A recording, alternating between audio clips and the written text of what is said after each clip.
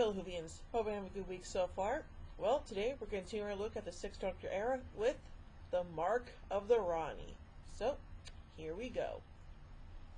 Something is amiss in the mining village of Killingworth in 19th century England. Miners are being gassed in the wash house and transformed into thugs and vandals, attacking men and machinery, being perceived as Luddites by other locals. The Sixth Doctor and Perry Brown witness the phenomenon when they arrive in Killingworth looking for the cause of some sort of time distortion, and he also notices one of the rampaging miners has a strange red mark on his neck.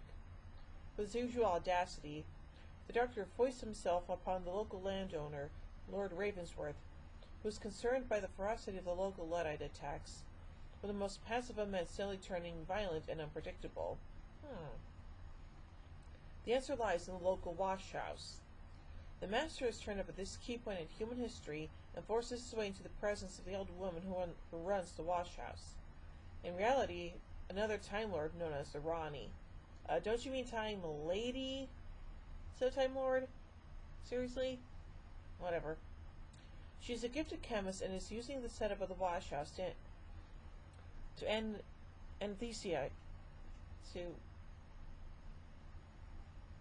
don't know how to pronounce it. It's spelled Anesthetiese. So tell me the correct pronunciation in the comments. Anyway, the miners, and distill from them the newer chemicals that enable sleep. This is what accounts for the red mark on the victims. These chemicals are then synthesized for use back on Musemagoria, a planet she rules and which the Master visited, where her other experiments have left the inhabitants without the ability to rest. It persuades her that they need to deal with the Doctor together, but also steals some of the precious brain fluid she collected to ensure her collaboration. It is a rocky partnership full of half-truths and deceptions. The Master has to deal with the Doctor, egging on local miners to attack his enemy and persuading some of them to throw the Doctor's TARDIS down a mine shaft. Yeah, I really don't think that's gonna work, but, what do I know? The Doctor is meanwhile dressed as a miner and infiltrated the bathhouse, where he soon deduces the Rani's schemes. She entraps him, but he still challenges her ethics, prompting her to reveal she has been coming to Earth for centuries to harvest her precious chemicals. The Doctor, strapped to a trolley, is placed on top of a minecart by a group of rowdy miners who push down a slope. The cart rattles along its rails, fast approaching the gaping entrance to the mine shaft. Luckily, the inventor George Stephenson saves the Doctor just in time. Later, the Doctor and Perry visit Stephenson in his cottage.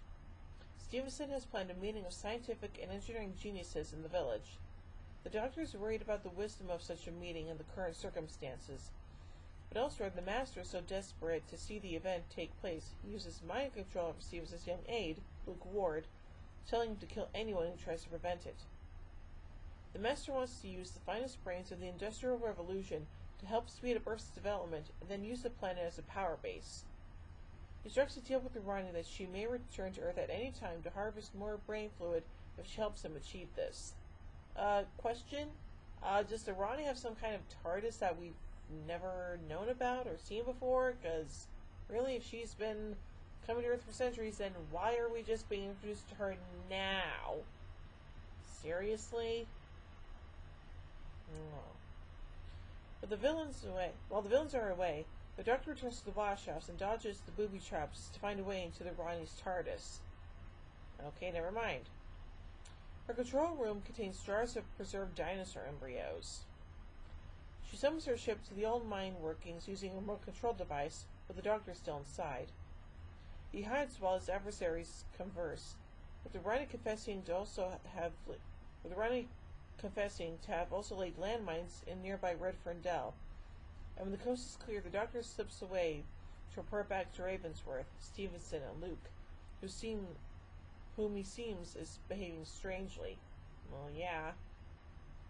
To make herself useful, Perry uses her botanical knowledge to make a sleeping draught for the affected miners.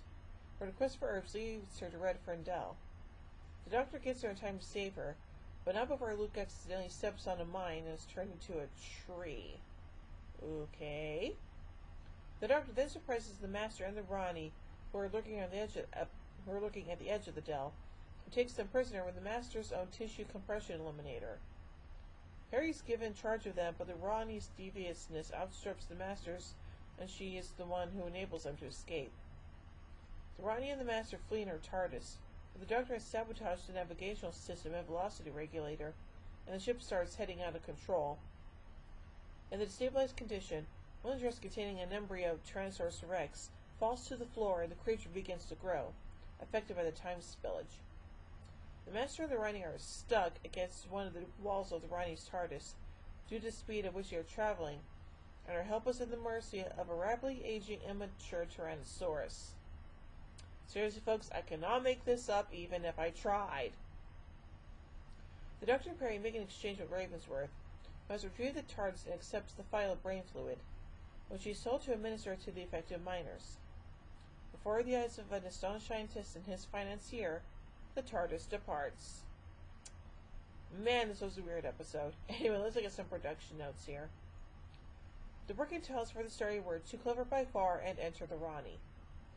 The music score for this story was provided by composer Jonathan Gibbs. John Lewis was originally hired to compose the score, but a sudden onset of illness, which ultimately resulted in his death, prevented him from being able to finish the work and forced the production team to give the assignment to Gibbs just after Lewis had completed scoring the first episode. Lewis's score for the first episode was included on the DVD release. The serial featured extensive location filming at Bliss Hills Victorian Town and the Cold Part China Museum, operated by the Iron Bridge Gorge Museum Trust. Both episodes included in the credits, quote, "The BBC wished to acknowledge the cooperation of the Iron Bridge Gorge Museum." This was the first story since Season 3's Gunfighters to feature specific historical characters.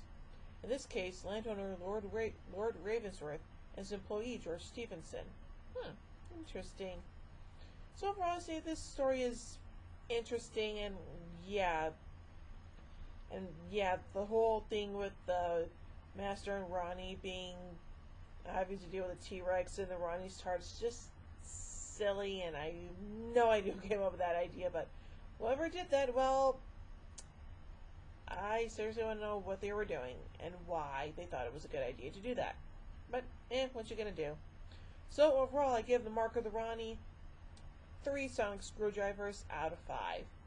Well, join me tomorrow as we take a look at a multi-Doctor story that is not an anniversary special, just a regular episode. That's right. Next week, we're going to take a look at the 2 Doctors. That should be fun. So, until then, this is Hooving Queen saying, "Oh my giddy aunt! When I say run, run! I've reversed the polarity of the neutron flow. Would you like a jelly baby? Fantastic! Allons-y! Geronimo!"